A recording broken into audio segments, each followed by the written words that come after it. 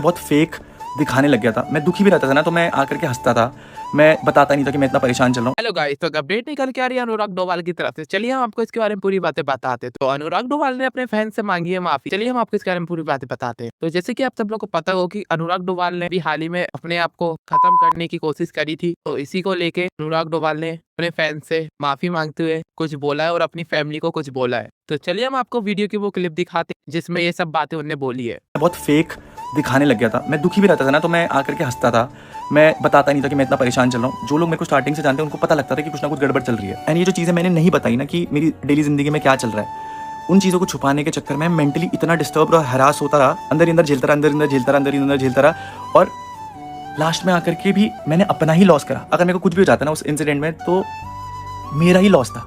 सही है, अभी भी मेरा ही लॉस है कि हड्डी तोड़वा करके बैठा हूँ, पैर तोड़वा करके बैठा हूँ, 5 रॉड डलवा करके बैठा हूँ। उन लोगों के लिए जिनको फर्क भी नहीं पड़ा कि मैं हॉस्पिटल में हूँ, कहाँ हूँ, यानी तो फिजिकल तब नहीं फर्क पड़ा जब मैं बोल रहा था कि यार ये चीज़ से मुझे परेशानी हो रही है, मेरी मेंटल हेल्थ खराब हो रही है, मैं बहुत परेशान हूँ। तो उस पॉइंट ऑफ टाइम पे सीधा ये बोल दिया, अरे ड्रामे है, ये तो सोशल मीडिया के लिए है। बट ऑनेस्टली जब मैं इस फेस से गुजरा, व्लॉग पोस्ट नहीं करा। इवन ये तक बोला गया कि ये तो कंटेंट के लिए है, ये कंटेंट के लिए कर रहा है। एंड मैं आपको सच बताऊं, you can check my Instagram and YouTube. मैंने उस पूरे फेज में, मेरी शादी भी थी, अगर मैं शादी वाले कंटेंट भी डालता ना तो मेरे क्रेजी व्यूज आते। अगर मैं सारी चीजें तब पोस्ट करता तो मेरे को अच्छा अट्रैक्शन आता, कंट्रोवर्सी मिलती, पूरे साल भर पोस्ट करता रहता।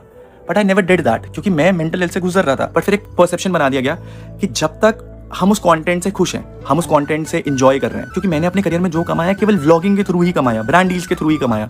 जितना भी पैसा आया, ट्रैवलिंग, ये वो, गाड़ियां, बाइक, 4 व्हीलर, 2 व्हीलर, इवन मेरी शादी तक में 1 करोड़ के आसपास खर्च हुआ है। ऑनेस्टली स्पीकिंग, एवरी मनी, मेरे को कोई दारेजी की जमीन नहीं मिली खैरात में, या फिर मेरा फैमिली बैकग्राउंड बहुत रिच था। मैंने वो हर एक चीज़ इसी प्लेटफॉर्म से कमाई है। तो जब तक वो कंटेंट पॉजिटिव चल रहा था, लोगों को मजा आ रहा था साथ में घूमने पे, ट्रैवल करने पे, एंजॉय करने पे, तब उस पॉइंट ऑफ टाइम पे अनुराग डोभाल बुरा नहीं लगा। बट एक ऐसी चीज़ है ना जो एक टाइम पे पॉजिटिव और एक टाइम पे नेगेटिव कभी भी हो सकता है। जब मैंने अच्छा काम करा, मुझे लोगों ने बहुत प्यार दिया। एंड मैं मानता हूँ पास्ट में मेरे से बहुत मिस्टेक्स हुई, बट मैं मेंटली डिस्टर्ब चल रहा था चीज़ों को लेकर के, मैं किसी को एक्सप्रेस नहीं कर पाया। तो लोगों ने मेरे को बोला है, लोगों ने मेरे को जोकर तक के टैग्स दिए कि भाई ये मेंटली अनस्टेबल है। एंड मैं आपको बोलता हूँ वो इक्वली डिजर्विंग है, क्योंकि जब इंटरनेट पे आप प्यार के लिए खड़े हो, पॉजिटिव कमेंट्स के लिए भी खड़े हो, तो जब आपकी गलती होगी तो नेगेटिव कमेंट्स भी आएंगे। जब आपको लोग प्यार करेंगे तो ट्रोल भी करेंगे एक पॉइंट ऑफ टाइम पे।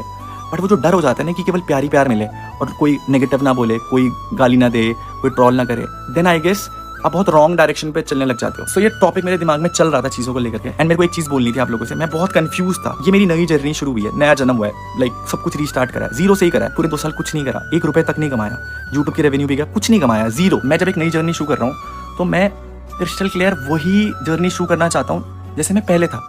और आप सब लोग इस बात पे क्या कहना है हमें कमेंट सेक्शन में बताइए। मिलता है आपको नेक्स्ट वीडियो में, तब तक के लिए